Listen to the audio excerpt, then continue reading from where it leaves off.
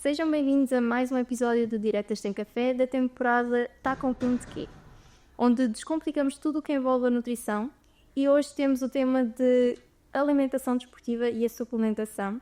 Se fazes desporto ou treinas regularmente, já deves ter ouvido falar de 1000 suplementos e dicas de alimentação para melhorar o desempenho. Mas como é que realmente funciona e se realmente funciona ou se é mito? E para esclarecermos tudo aqui, temos a professora Mónica Sousa aqui connosco. Obrigada aqui pela participação. Que é docente na Faculdade de Educação Física e Desporto da USOFNA, é nutricionista, coordenadora do Departamento de Nutrição do Centro de Otimização Desportiva do Sporting Clube de Portugal e vai-nos explicar como combinar a alimentação e suplementação de forma saudável, prática e eficiente também. Fiquem aqui connosco porque este episódio promete ser bastante eficaz. Professora, mais uma vez obrigada por estar aqui connosco. Vou começar aqui com esta pergunta mais assim geral. Qual é o papel da alimentação na performance desportiva e, de facto, comer melhor pode mesmo fazer a diferença nos treinos e nas competições? Olá, boa tarde. Antes de mais, obrigada pelo convite. É com muito gosto que estou aqui a falar assim, de um tema que me apaixona desde sempre, na verdade, desde há muitos anos. E de facto, sim, é verdade, pode fazer a diferença.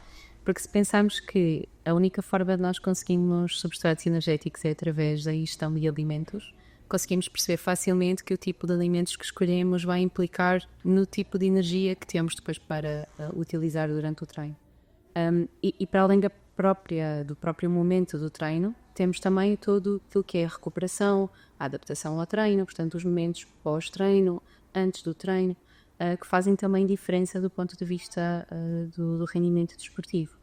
E para além do substrato energético propriamente dito, portanto aquela energia que nós temos para treinar, os alimentos também nos dão outros componentes que não são energéticos, nomeadamente as vitaminas e os minerais, e outros, por exemplo, fitoquímicos, que são substâncias que estão nas plantas e que têm propriedades anti-inflamatórias, por exemplo, ou antioxidantes, que vão ajudar até na própria resposta ao exercício e na forma como o nosso organismo responde a esse exercício.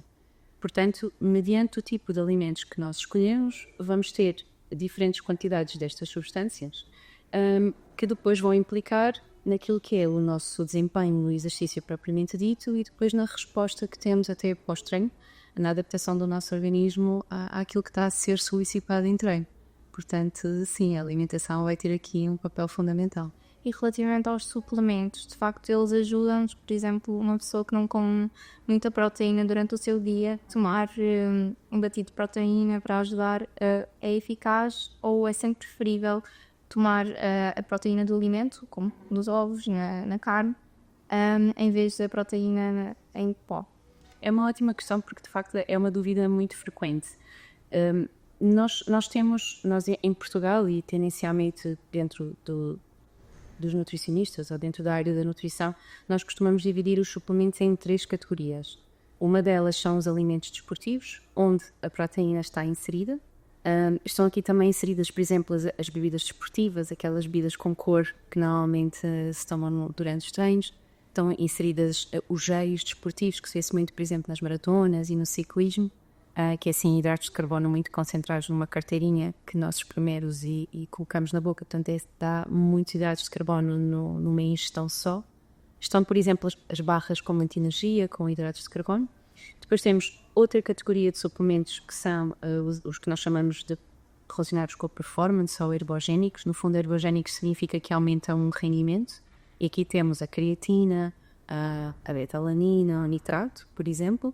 E depois temos uma terceira categoria de suplementos que são os que nós chamamos de terapêuticos, que é, por exemplo, o ferro, um ômega 3. Imaginemos que alguém tem uma deficiência em ferro, portanto, tem uma carência de um determinado nutriente, então nós vamos ter que suplementar. E aqui, por exemplo, uma pessoa que tem anemia terá que ser suplementada com ferro. Ele é um suplemento na mesma e entra aqui nesta categoria dos terapêuticos. Portanto, temos os alimentos desportivos, os ergogénicos e os terapêuticos. No caso da proteína em particular, e no caso dos outros alimentos que nós chamamos de desportivos, eles são maioritariamente de macronutrientes ou de alguns minerais específicos, neste caso os eletrólitos sal, o sódio, o potássio, e esses nós, na verdade, conseguimos substituir pela comida.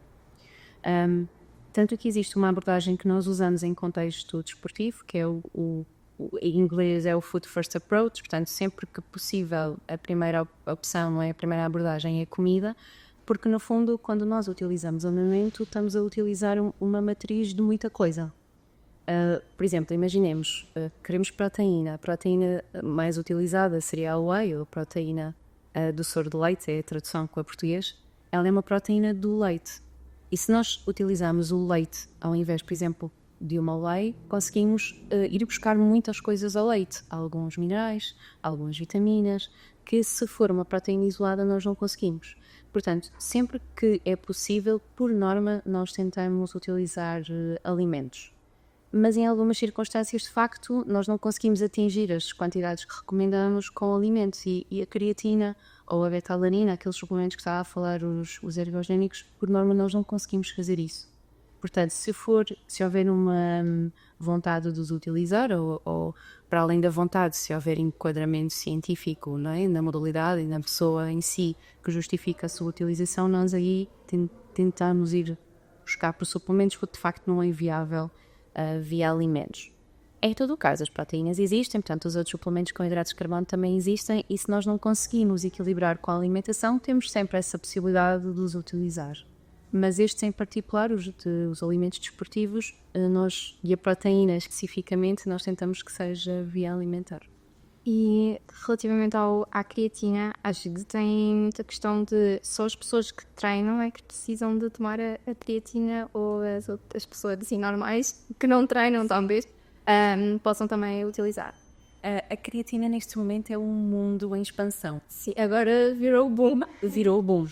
Portanto, de facto, a creatina começou a ser utilizada, tipo a utilização clássica da creatina em contexto de exercícios ou de desportos de força, porque ela consegue aumentar ou estimular a síntese proteica muscular, aumenta a potência muscular, o tamanho do músculo, portanto era muito enquadrada em exercícios de força, de potência, de aumento de tamanho muscular. E nós cada vez mais estamos a utilizar a creatina noutros desportos, por exemplo, nos intermitentes de alta intensidade, por causa da fosfocreatina, que é também um substrato energético, inclusive nos de longa duração, por exemplo, em maratonistas, que é não é? Se comparássemos com aquilo que se dizia há alguns anos, até às vezes parece um contrassenso, mas na verdade parece que os atletas de endurance que tomam creatina, para além, nós ainda não percebemos aqui muito bem qual é que é o mecanismo de ação, mas eles são mais proficientes. Provavelmente por uma questão de produção de energia, por causa da fosfocreatina, mas também por algum envolvimento em termos de inflamação, de melhor controle da inflamação durante o exercício. Mas lá está, ainda não percebemos aqui muito bem os mecanismos. E depois existe outra franja, que são os desportos mais cognitivos, ou com uma carga importante a nível da cognição, e ela aqui também tem um papel importante, tanto a nível do sistema nervoso central, e é aí que ela depois se transporta para outras áreas que não do exercício. Portanto, de facto, ela está a ser estudada em outros enquadramentos que não o exercício, inclusive em pessoas mais velhas. Pode haver riscos em tomar suplementos sem acompanhamento profissional? Pode. Por exemplo, no caso da proteína, o que os dados a nível mundial e os a nível de Portugal também nos dizem é que a maioria das pessoas consome proteína a mais, já. E, por exemplo, numa situação em que a pessoa quer aumentar o tamanho do músculo, portanto, quer hipertrofiar, quer ficar com mais massa muscular, mas muitas das vezes as pessoas pensam, eu quero fazer isto, tanto a proteína é importante para o músculo, então vou aumentar o conteúdo proteico. Na maior parte das vezes o que elas precisam é de aumentar o conteúdo em hidratos de carbono. Portanto, ao aumentar o conteúdo proteico, sem perceber se isso de facto é uma necessidade, inclusive compromete o resultado da resposta ao treino. Depois as pessoas chegam-nos ao final de 3, 4 meses a dizer o treino está a fazer efeito, há qualquer coisa de errado, e não há. Há só uma desproporção de macronutrientes que foi amplificada pela toma de um suplemento que não era suposto naquele contexto. Portanto, temos esse risco. E depois temos o risco também nos atletas de alto rendimento dos suplementos poderem estar contaminados com substâncias que são proibidas no desporto. E depois eles fazem testes de antidoping, de antidopagem, e há uma probabilidade de dar positivo. E depois existem sanções a nível desportivo para essas situações. Portanto, eles deveriam escolher, especialmente pessoas que estão em contexto de poderem ser testadas, escolher suplementos que são selos de não contaminação com estas substâncias. Isso é mesmo muito importante em contexto de alto rendimento. Voltando aqui à creatina, então nem toda a gente precisa de tomar a creatina. Pode não ser interessante em todas as pessoas, sim. Até porque a creatina, tradicionalmente, depois aqui também depende da dosagem e depende do tipo de estímulo que o treino está a dar, mas ela pode levar a um aumento de peso. E pode não ser interessante numa determinada pessoa, por exemplo, isso acontecer. E depois há uma gama grande de pessoas que não são responsivas à creatina, portanto nós temos que perceber se justifica continuar a dar, por exemplo. Portanto, é sempre muito mais interessante quando este acompanhamento é feito e quando há um racional de introdução dos vários tipos de suplementos, da organização do dia alimentar, da proporção dos nutrientes para que seja direcionado para o objetivo de treino. Portanto, aí nós conseguimos melhorar muito o outcome final, que é melhor rendimento numa determinada gama de exercícios. Quais cuidados é que devemos então de ter antes de escolher um suplemento? Eu diria sempre consultem o vosso nutricionista ou consultem alguém que tenha experiência nesta área. Preferencialmente, sim, é porque, lá está, como a maior parte dos suplementos, como muitos suplementos têm nutrientes, eles precisam de ser enquadrados com o resto dos nutrientes que estão a ser ingeridos via alimentos. E depois, para enquadrar os outros suplementos, por exemplo, a creatina, a betalanina, os nitratos, é importante que seja alguém que tenha muita experiência nesta área da suplementação. Até porque eles podem ter efeitos secundários que é preciso acautelar. Então, fazer às cegas acaba por ser um risco e inclusive estes suplementos têm sempre um preço associado. Portanto, é uma questão até de investir o dinheiro no sítio certo e na altura certa, porque há suplementos, por exemplo, que não são para fazer durante todo o tempo, são por períodos de tempo. Ou a dose varia consoante o tipo, a fase do treino em que a pessoa está. Tanto até para alinhar melhor o protocolo de toma com o objetivo da pessoa. Portanto, idealmente, sempre acompanhado. Como podemos adaptar a alimentação ao tipo de exercício que fazemos? Por exemplo, quem faz musculação deve comer de forma diferente de quem corre ou joga futebol? Sim. Portanto, nós temos recomendações diferentes mediante o objetivo do treino.